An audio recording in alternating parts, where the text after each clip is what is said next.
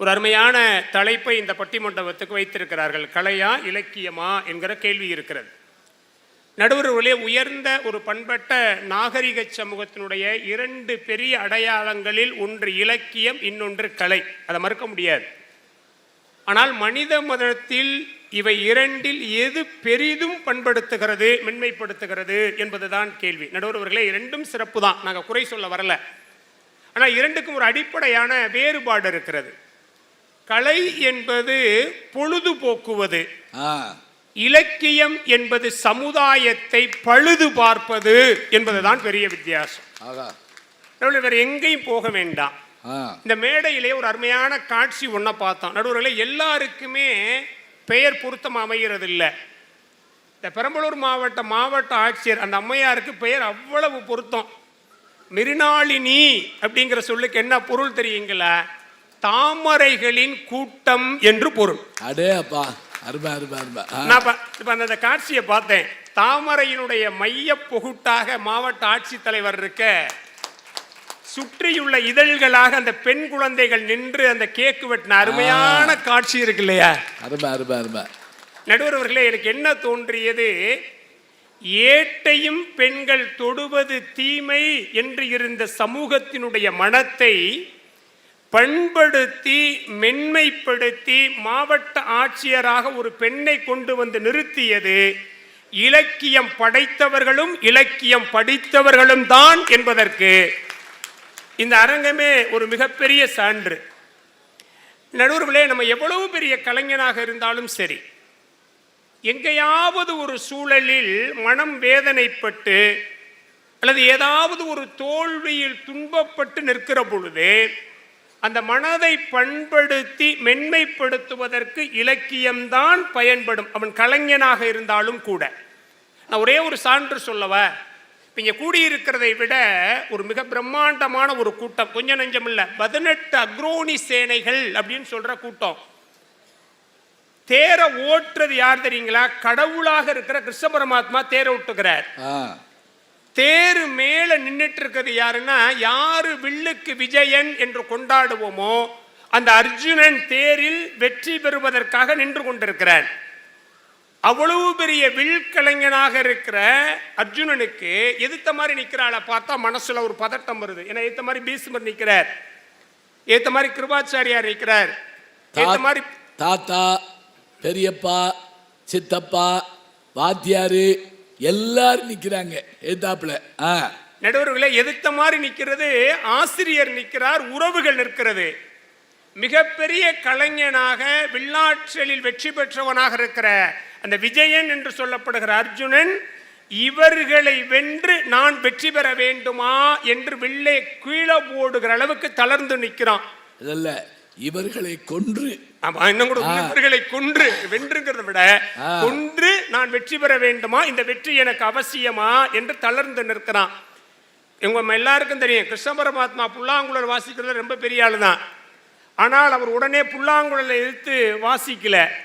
அவன் மனதை மென்மைப்படுத்தி பண்படுத்தி தர்மத்தை வெல்ல வைக்க வேண்டும் என்பதற்காக அவர் பகவத்கீதை என்கிற நூலைத்தான் சொன்னாரே தவிர எந்த கலையையும் இங்க பின்பற்றல. நடுவர்களே, வெளியேயும் போர், மனசுக்குள்ளேயும் போர்.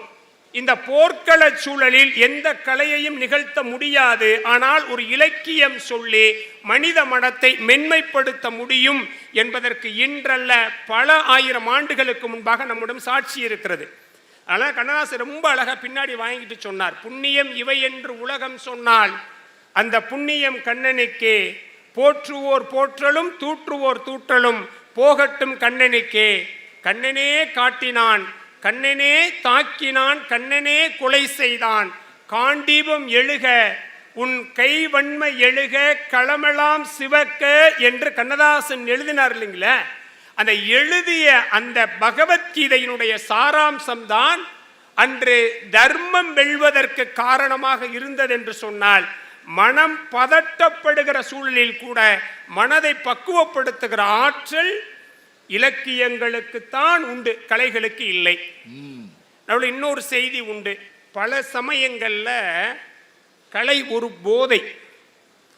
ஆனால் இலக்கியம் சரியான வாழ்வை காட்டுகிற பாதை. ஆஹா. ரெண்டுக்கு வேறுபாடு இருக்கு. நம்ம சில கலைஞர்கள் மேல ரொம்ப அதிகமான விருப்பம் வச்சுட்டோம்னு வச்சுக்கோங்களேன், அது ஒரு மிகப்பெரிய போதையாக மாறிடும். ஒரே ஒரு உதாரணம் சொல்றீங்கயா, நம்ம எல்லாருக்குமே வீரபாண்டிய கட்டபொம்மன் ஒரு படம் வந்தது, யாரும் பார்க்காம இருந்திருக்க மாட்டோம் இல்லையா? சிவாஜி கணேசனுடைய ஒரு அருமையான நடிப்புல வந்த மிகச்சிறந்த ஒரு படம். படத்தை எல்லாருமே போய் பார்க்குறாங்க. அதில் நம்ம புரட்சி தலைவர் எம்ஜிஆருடைய ரசிகர்களும் போய் பார்க்குறாங்க. தேட்டரை விட்டு வெளியில் வந்த உடனே ஒரு நிருபர் கேட்குறார், படம் எப்படி இருந்தது? அவங்க பதில் சொல்கிறாங்க, படம் ரொம்ப அருமையாக இருந்தது, ஆனால் எங்கள் புரட்சி தலைவர் நடிச்சிருந்தா படமே மாறி இருக்கும்னாங்க. இவர் ஆச்சரியமாக கேட்டார், அப்படி என்ன நடந்திருக்கும்னார். ஒன்றும் இல்லை, சிவாஜி கணேசன் நடிச்சதுனால தான் வெள்ளைக்காரங்க சிவாஜி கணேசனை தூக்குல போட்டாங்க, எங்கள் எம்ஜிஆர் நடிச்சிருந்தா வெள்ளைக்காரங்களை தூக்குல போட்டிருப்பாங்கன்னு சொன்னாங்க. நடுவர்கள், இதுதான் கலையில் இருக்கிற சிக்கல். சில சமயம் அது போதையாக மாறுகிற பொழுது நம் அறிவை மயக்கி தவறான சிந்தனையின் பக்கம் கொண்டு போய் சேர்த்து விடக்கூடிய சிக்கல் இருக்கிறது நல்ல படத்துக்கே. இன்னைக்கு நீங்க படத்தை நினைச்சு பாருங்க. நீங்க ஒரு காலகட்டத்தில் ஹீரோ இங்கே நிற்பார், ஹீரோயின் இங்கே நிற்பாங்க. இந்த அம்மா சுவாமி நாதா அப்படிங்கும், அவர் அன்பே ஆறுயிரேம்பர், நடுவுல ஒரு ஆறு வேற ஓடும். ஆமா, நடுவர் அவர்களே கொஞ்சம் காலம் போனோன்னா அந்த ஆறு ஆலமரமா மாறிச்சு. சரி, அந்த அம்மா அத்தான் அப்படிங்கும், இவர் ஆறுயிரேம்பர். இப்போ அப்படியெல்லாம் இல்லை. இப்போ என்ன ஆயிடுச்சுன்னா, ரெண்டு ஓடி வந்து மோதி கீழே உருளுது. மனிதர் உணர்ந்து கொள்ள இது மனித காதல் அல்ல, அதையும் தாண்டி இது ஒரு எருமை காதல், கழுத காதல்னு சொல்ற அளவுக்கு இன்றைய திரைப்படங்கள் மாறி இருக்கிறதா இல்லையா? நடுவர்கள், என்ன சிக்கல் இருக்கிறது சொல்ல முடியாது. ரெண்டு படத்துல நடிச்சுக்கிட்டு இருக்கேன். ஐயா, இந்த நான் சொன்ன இந்த விஷயம் நீங்க நடிக்கிற படத்தை தவிர மற்ற எல்லா படத்துக்கும் பொருந்தும். சரி, ரைட்டு. நடுவர்கள், அப்படி ஏதாவது நடந்தா கூட நீங்க சரி பண்ணிடுவீங்க, ஏன்னா நீங்க இலக்கியம் படிச்சவங்க, அதனால எங்களுக்கு தெரியும் அந்த விஷயம். நடுவர்களை, என்ன சிக்கல், கலையில் இப்பொழுது தற்காலங்கள் அது வணிகமாக மாறிடுச்சு. இலக்கியம் வணிகம் அல்ல. இன்னும் சொல்ல போனா, யாரும் வணிகம் செய்ய வேண்டும் என்பதற்காக நூல் எழுதுறதில்லை. தான் என்ன நினைக்கிறோம் என்பதை சமூகத்துக்கு பயன்படுத்தி சொல்ல வேண்டும் என்பதற்காகத்தான் நூல். இப்பங்க ஐயா, இப்போ ஒருத்தர் வந்து ஒரு ஹைக்கூ கவிதை புத்தகம் ஒன்று கையில் கொடுத்தாரு. இப்போ நீங்கள் அதை கையில் கொடுத்துட்டு வச்சிருந்தீங்க. சரி, அவர் என்ன வேலை செய்கிறாருன்னு கேட்டேன். அவர் என்ன வேலை செய்யறீங்களா? ஹோட்டலில் வேலை செய்கிறாராம். ஹோட்டல், அவர் ஒன்றும் தமிழ் படித்தவர் இல்லை, எங்களை போன்ற பேராசிரியர் இல்லை. ஒரு ஹோட்டலில் வேலை செய்யக்கூடிய ஒருத்தர் இலக்கியம் படைக்கிறார் என்றால் இதுதான் இலக்கியத்தை பண்படுத்துவதற்கான மிக அடிப்படையான காரணம். அவர் எழுதுறாருங்க, வார்த்தைகளற்ற வாக்கியத்தில் முற்றுப்புள்ளி. அவர் எழுதின கவிதைங்கயா, வார்த்தைகளற்ற வாக்கியத்தில் முற்றுப்புள்ளி, புத்தகத்தில் ஈ. என்ன பிரமாதமான கவிதை, அற்புதம். என்ன அப்ப அவரால் அது சாத்தியப்படுகிறதுனா அதுதாங்க மனசை கொண்டு வந்து பண்படுத்தும். இன்னொரு சிக்கல் இருக்குங்க. இப்ப இந்த அம்மா ரொம்ப நல்லா பாடுவாங்க ஐயா, நீங்களே சொன்னீங்க. ஆமா, பாடுவதற்கு பயிற்சி வேணும், நடனம் ஆடுவதற்கு பயிற்சி வேணும்.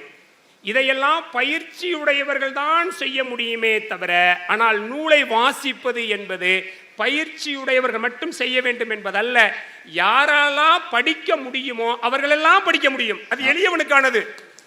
இன்னொரு கேள்வி கேட்கலாம், படிக்காதவங்க எப்படி படிப்பாங்க? உன்னை புரிஞ்சுக்குங்க, ஒன்று படிக்கலாம் அல்லது படிக்க சொல்லி கேட்கலாம். கேட்கலாமா, கேட்க முடியாத? இன்னொரு உண்மை சொல்லவா, படித்தவர்களை விட படிக்காதவர்கள் தான் ரொம்ப புத்திசாலித்தனமாக இலக்கியங்களை உள்வாங்கிக்குவாங்க. இங்கே நேரில் ஒரே ஒரு செய்தி சொல்கிறேன். எங்கள் அப்பத்தா படிக்காதவங்க தான், அவங்க ஒரு கதை அப்பத்தானே யாரும் சொல்லுங்க. அப்பத்தானா அப்பாவோட அம்மா, இந்த பக்கம் சொல்ல மாட்டீங்களோ? அவ்வளோதான்.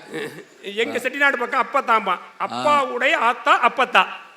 ஒன்றும் இல்லைங்க, எங்கள் அப்பத்தா சொல்லி கொடுத்த கதைங்க. அவங்க ஒன்றும் படிக்காதவங்க தான், ஆனால் அவங்க சொல்கிறாங்க பாருங்க, நமக்கு தெரிஞ்ச கதை தான். காக்கா வடையை தூக்கிட்டு போன கதை தான். ஒரு பாட்டி வடை சுடுது, காக்கா வடையை தூக்கிட்டு போகுது. ஒரு நரி வந்து ரொம்ப அழகாக இருக்க, நீ பாட்டு பாடுங்கிறது, உடனே பாடுது, வடை கீழே விழுந்துருது. இந்த நரி வேகமாக, திருடுறவன் ரொம்ப வேகமாக ஓடுவான்ல, அது மாதிரி இந்த வடையை தூக்கிட்டு ரொம்ப வேகமாக ஓடுது, மூச்சு வாங்குது. ஒரு ஆற்றங்கரையில் வச்சுட்டு உள்ளே இருக்க அந்த வடையை தண்ணியை குடிக்க போது வடையை அந்த ஆற்றோட ஓட்டம், நீரோட்டம் இழுத்துட்டு போயிடுது. இப்போ இது கதைங்க. இதுக்கு பின்னாடி இப்போ கதையை மாற்றிருக்கோம். என்ன தெரியுங்களா? அதே பாட்டி, அதே காக்கா வடையை தூக்கிட்டு போகுது, நரி வருது, நீ அழகா இருக்கேன்னு சொல்லுது. அப்போ இது சொல்லுது, நீ இப்படியெல்லாம் பொய் சொல்லி ஏமாத்துவாயின்னு எங்கள் அப்பத்தா சொல்லி கொடுத்துருக்குறான். அதனால நான் என்ன பண்ண மாட்டேன், ஏமாற மாட்டேன், வடைய காலுக்கு கீழே வச்சுக்கிட்டு பாடுது, நரி ஏமாந்து போயிடுது அப்படின்னு கதை. நடுவர்களே, இதுக்கு பேர் புத்திசாலி காகம்னு இன்னைக்கு சொல்றாங்க. சரி, நான் ஒரு செய்தி சொல்றேன். இந்த காகம் வேணா புத்திசாலியாக இருக்கலாம், ஆனால் இந்த கதையை மாற்றியவர்கள் அதன் பொருள் புரியாம மாத்துறாங்க. எங்க அப்பா என்ன சொன்ன, படிக்காத எங்க அப்பா என்ன சொன்னா, இங்க இருக்க பாட்டிக்கிட்ட இருந்து காக்கா வடைய திருடுச்சு, காக்கா கிட்ட இருந்து நரி வடைய பொய் சொல்லி வாங்குச்சு. நீ திருடினாலோ அல்லது பொய் சொல்லி ஒரு பொருளை பெற்றாலோ அது உன்னிடம் நிலையாக இருக்காது, வேறொருவரிடம் போய் சேர்ந்து போகும். உழைப்பு தான் பெரியது என்று படிக்காத எங்க அப்பத்தான் படிச்ச யாரோ ஒருத்தர் சொன்ன கதையை உள்வாங்கி அவள் எனக்கு சொன்ன நீதி இன்னைக்கு வரைக்கும் நிற்கிறது. அதனால வள்ளுவன் சொன்னான், கற்றிலன் ஆயினும் கேட்க என்று வள்ளுவன் சொன்னதற்கு காரணம், இலக்கியங்கள் தான் உண்மையிலேயே சமூகத்தை பண்படுத்த முடியும். இன்னொன்று இவங்களோடதுங்க, கலைகள் இருக்கலாம், ஆனால் அதை ஆவணப்படுத்தி அடுத்த தலைமுறைக்கு கொடுப்பது இலக்கியங்கள் தான். நடுவில் இப்ப சிலப்பதிகாரத்துல அரங்கேற்று காதை அப்படின்னு ஒரு காதை இல்லாமல் போயிருந்தால் அந்த காலத்தில் மாதவி ஆடிய நடனங்கள் எது என்பது இந்த தலைமுறைக்கு தெரியாமலே போயிருக்கும். இன்னும் ஒரு சிக்கல் இருக்குங்க, பெரும்பாலும் கலைகள் மக்களை மகிழ்ச்சிப்படுத்துவது, ஆனால் இலக்கியம் மக்களுடைய மனத்தை உயர்த்துவது. இந்த மகிழ்ச்சிப்படுத்துறது என்கிற ஒரே ஒரு நோக்கம் வந்துட்டா என்ன பிரச்சனை வருது தெரியுமா, கலைகள் மலினப்பட்டு போகிற சிக்கல் வரும். நான் ஒரு நடைமுறை உதாரணம் சொல்லவ, கரகாட்டம்னு ஒரு கலை உண்டு இல்ல, ஒரு அருமையான கலை இல்ல, அது சாதாரண விஷயம் இல்லைங்க, தமிழர் பண்பாட்டினுடைய மிகப்பெரிய எச்சம். அதுக்கு பேரு குடக்கூத்துன்னு பேரு. திருமாலாடின வடிவம் கரகாட்டம் திருமாலாடின ஒரு அருமையான கூத்தினுடைய வடிவம். அது குடக்கூத்து, குடம் மேல இருக்கும், ஆடுவாங்க. அது ஒரு அருமையான வடிவம். ஆனா மக்களை மகிழ்ச்சிப்படுத்துவதுதான் நோக்கம் என்று ஆனதற்கு பிறகு இன்னைக்கு நடக்கிற, நான் கரகாட்ட கலைஞர்களை குறை சொல்லல, அவர்களை நான் கொண்டாடுகிறேன். ஆனா என்ன சிக்கல்னா, மக்களை மகிழ்ச்சிப்படுத்துவதுதான் நோக்கம் என்று ஆனதற்கு பிறகு இன்னைக்கு ஒரு கரகாட்டம் நடக்கக்கூடிய கோயில் திருவிழாக்கள்ல நீங்கள் குடும்பங்களோட போய் உட்கார்ந்து பார்க்க முடியுமா? அவர்கள் பேசுவதை உங்களால கேட்க முடியுதா? ஏன் தெரியுமா, அந்த கலை மலினப்பட்டு போயிடுச்சு. அப்ப எங்க சிக்கல் வருகிறது என்றால், மகிழ்ச்சிப்படுத்துவது மட்டும் நோக்கம் அல்ல, உயர்த்துவதுதான் நோக்கம் என்று எப்பொழுது வருகிறதோ அதுதான் சிறப்பாக இருக்க முடியும். நடுவில் இப்படி நான் நிறைவு செய்கிறேன். ஒரு உண்மையான, அது கலையாக இருந்தாலும் சரி இலக்கியமாக இருந்தாலும் சரி, மக்கள் எதை விரும்புகிறார்கள் என்பதை கொடுப்பதல்ல நல்லது, மக்களுக்கு எது நல்லது என்பதை கொடுப்பதுதான் சிறந்தது. அதுதான் சிறந்தது.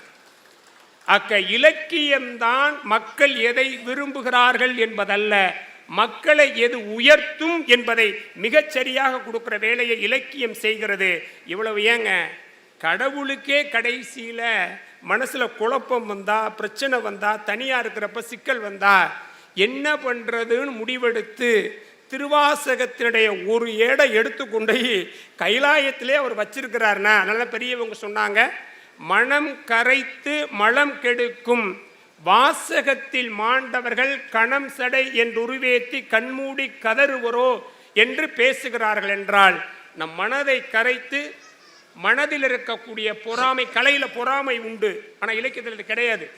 பொறாமை போன்றவற்றை நீக்கி நம் மனதை மென்மைப்படுத்தி பண்புடையதாக மாற்றி மனித சமூகத்தை உயர்ந்த இடத்தில் கொண்டு போய் நிறுத்துகிற வேலையை கலையை விட நல்ல படித்தறிந்த நூலால் முடியும் என்பதால் தான் தமிழன் மக்களுடைய மனத்தினுடைய குற்றத்தை நீக்குகிற அந்த நூலுக்கு நூல் என்று பெயர் வைத்தான் என்பதாக சொல்லி, நடுவர்களே, கலையை கொண்டாடுவோம், வேண்டாம் என்று சொல்லவில்லை, ஆனால் மனதை பண்படுத்துகிற இலக்கியங்களை வாசித்து ஒரு சமூகம் உயர்ந்த இடத்தை பெற வேண்டும் என்பதற்காகத்தான் இது போன்ற புத்தக திருவிழாக்கள் நடத்தப்படுகின்றன என்கிற செய்தியையும் சொல்லி, நடுவரவர்கள் எந்த நேரமும் நூலோடு இருப்பார்கள். இதை தொடங்குறப்போ ஒரு குறிப்பு வேற கொடுத்தாங்க, ஒரு நூலை எங்க கையில எடுத்து கொடுத்து, அதுவும் எங்க பக்கமே வருது பாருங்க, ஒரு நூலை கையில் எடுத்து கொடுத்து இந்த பிரபஞ்சம் எங்கள் பக்கம் தீர்ப்பு சொல்லுங்கள் என்று நடுவரவர்களை வேண்டி இருக்கிறது என்பதாக சொல்லி நல்ல வாய்ப்புக்கு நன்றி பாராட்டி விடைபெறுகிறேன். நன்றி, வணக்கம். அழகா சொன்னாரு. போர்க்களத்தில் சொல்லப்பட்ட இலக்கியம் கீதை, கலை கலை போதை, ஆனால் அது கீதை. அவர் நினைச்சிருந்தா புல்லாங்குழல் வாசிக்கலாம், அவர் ஆடாத ஆட்டம் இல்லை. ஆனால் அங்கே அவர் இலக்கியத்தை தான் கையில் எடுத்தார். அர்ஜுனா, கடமையை செய், பலனை எதிர்பாராது. அந்த வாக்கியம் நல்லா ஞாபகம் வச்சுக்கோங்க. தருமனுக்கு சொல்லலை, பீமனுக்கு சொல்லலை, அர்ஜுனனுக்கு சொல்றார். யார் கேட்பான்னு தெரியும். நீங்க எல்லாத்தையும் போய் எல்லாம் சொல்ல முடியுமா? இல்லை. அழகா பேசியிருக்காரு. அவருக்கு ஒரு நல்ல கைதட்டை நீங்கெல்லாம் கொடுத்துட்டு, இதோ கலை என்கின்ற ஒன்றுக்காக படாத பாடுபட்டு கொண்டிருக்கக்கூடிய நம்முடைய நாஞ்சில் நாவரசு செல்ல கண்ணன் அவர்கள், ஐயா உங்க வாத்தியாரை எடுத்து பேசணும், சரியா? சரியா. ஆ ஐயா, அந்த உலகமே ஒரு கலை அம்சம் தான் ஐயா. இப்ப அவர் பேசுனது கூட அவருடைய முகமே ரொம்ப கலையா இருந்து. ஐயோ, நல்ல அழகா இருந்தார், ரொம்ப அழகு. கலையை எடுத்திருக்கேன். ஐயா, சிரிப்பு ஒரு கலை, சிரிப்பு ஒரு கலை, சிரிக்க வைப்பது ஒரு கலை. அது உங்களுக்கு கைவந்த கலை. பாரா ஐயா, நீங்க நிறைய இலக்கியம் படிக்கலாம், எவ்வளவோ இலக்கியம் படிச்சிருக்கீங்க. ஆனாலும் உங்களுக்கு கொடுக்கப்பட்ட விருது கலை மாமணி விருது. அப்பாடி, கலை மாமணி விருது, சரிதான ஐயா? அதனால இப்ப இலக்கியத்துக்கு நாங்கெல்லாம் எதிராளி கிடையாது, படிக்க வேண்டாம் அப்படின்னு சொல்லல. ஆனா அவரே அதுக்கு ஒன்று சொன்னாரு, இலக்கியம் யாருக்கு? படித்தவங்களுக்கு, கல்வி கற்றவங்களுக்கு மட்டும்தான். ஆனால் கல்லாத பாமரனுக்கு எதுதான் தேவை அப்படின்னா கலை தான் தேவை. அவ்வளவுதான் ஐயா. ஒரு குழந்தை அழுதுகிட்டு இருக்குன்னு வச்சுக்கோங்க, குழந்தை அழுதுகிட்டு இருக்கு. அந்த குழந்தைகிட்ட ஒரு புத்தகத்தை நீங்க கொடுங்க, நம்ம மேலேயே வீசி எறியும். ஆனா அதே குழந்தைகிட்ட ஒரு பொம்மை கொடுங்க, பொம்மையை கொடுங்க, அது அழகா கையில வச்சு விளையாடும், சிரிக்கும், என்ன வேணாலும் செய்யும். இதுதான் கலைக்கு இருக்கக்கூடிய சிறப்பு.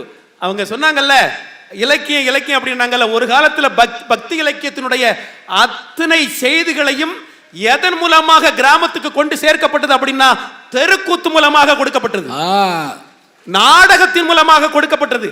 ஏன் நீங்க சொன்ன கீதையினுடைய விஷயத்தை கூட கர்ணன் படத்துல கண்ணதாசன் எழுதிதான் மக்களுக்கு அத்தனை பேருக்கு அடையாளப்படுத்தப்பட்டது அப்படின்னா அது கலை மூலமாகத்தான் வெளியில கொண்டு வரப்பட்டது. அதான். அதனால எங்களை நீங்க ரொம்ப கோபமெல்லாம் பார்க்க கூடாது ஐயா. கடவுளே கலையினுடைய அம்சம் ஐயா, இசையின் அம்சம். கிருஷ்ண பரமாத்மா கையில என்ன இருக்கு? புல்லாங்குழல் இருக்கு, அப்படித்தானா? மாடு மேய்து காலையில கொண்டு விட்டு போயிடுறாரு, மாலையில வீட்டுக்கு போனோம் அப்படின்னா எங்கெங்க இருந்து அது மேய்ந்து கொண்டிருக்கிறதோ அவருடைய புல்லாங்குழல் ஓசை கேட்டு அந்த இசைக்கு மயங்கி மனிதர்கள் மட்டுமல்ல விலங்குகளும் கட்டுப்பட்டு வருகிறது அப்படின்னா இசைக்கு தான் அது உண்டு, கலைக்கு தான் அது உண்டு, அதுக்கு தான் அது சிறப்பு ஐயா. ஒண்ணு இல்லையா, இப்ப பாருங்களேன், இப்ப நடிப்பு கலை அப்படின்னு ஒன்று அற்புதமான ஒரு விஷயம். நடிகர் திலகம் சிவாஜி கணேசனுக்கு இணையாக நம்ம யாரையும் சொல்ல முடியாது. அவர் ஒரு மிகச்சிறந்த ஒரு பல்கலைக்கழகம் மாதிரி.